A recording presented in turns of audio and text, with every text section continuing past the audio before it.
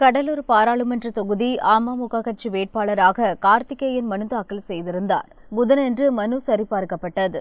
அதில் வரிசை எண் தவறாக குறிப்பிட்டதால் கார்த்திகேயனின் மனு நிராகரிக்கப்பட்டது.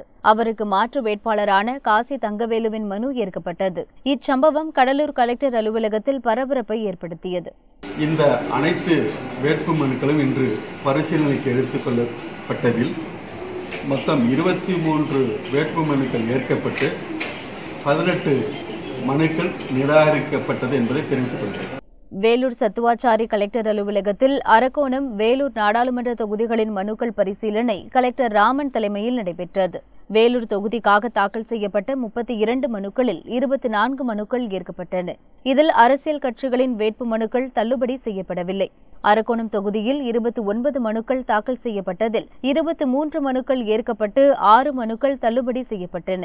திமுக வேட்பாளர் ஜெகத் ரட்சகன் சொத்து விவர பட்டியலில் இலங்கையில் உள்ள 27,000 கோடி முதலீடுகளில் பங்குதாரராக உள்ளதாகவும், அவரது மனைவி மற்றும் அவர் முதலீடு செய்துள்ளதால் சொத்து விவரம் மறைக்கப்பட்டுள்ளதால் அவரது மனுவை தள்ளுபடி செய்ய வேண்டும் என பாமகவின் சார்பில் ஆட்சேபனை தெரிவிக்கப்பட்ட போதும் ஜெகத் ரட்சகன் மனு ஏற்கப்பட்டதாக அரக்கோணம் தேர்தல் அலுவலர் பார்த்திபன் தெரிவித்தார். இதனால் பாமகவினர் தமிழக தலைமை தேர்தல் ஆணையரையோ நீதிமன்றத்திற்கோ செல்லப்போவதாக அறிவித்தனர். இதனால் கலெக்டர் அலுவலகத்தில் திடீர் பரபரப்பு ஏற்பட்டது.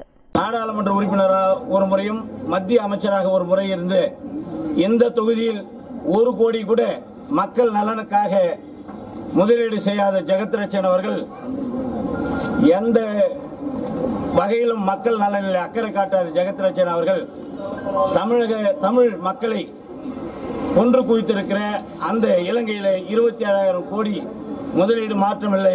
கிட்டத்தட்ட 10 லட்சம் நபர்களுக்கு அங்கு வேலை வாய்ப்பு வழங்கக்கூடிய அளவில் மிகப்பெரிய முதலீடு என்று சொல்லப்படுகிறது.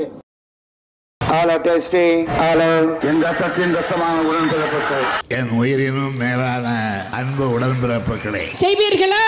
நீங்கள் செய்வீர்களா? அத்தனை கட்சி கூவி அழைச்சு இன்னைக்கு கூட்டணி சேர்த்திட்டு இருக்காங்க. युद्ध செய்ய மாட்டேன்னு போயிட்டேன்னு சொன்ன உடனே கோவலைன்னு சொல்லுவாங்க. आप में से किसी ने कहा था कि Rafale CEO has said people of Tamil Nadu are remarkable. தேர்தல் திருவிழா 2019 6 பக்க எக்ஸ்க்ளூசிவ் தேர்தல் செய்திகள். தினமலர் நாளிதழில் தினமும் சில செய்திகள், சில படங்கள், சில தகவல்கள். தினமலர் நாளிதழில் மட்டுமே. தினமலர், உண்மையின் உரைக்கல்.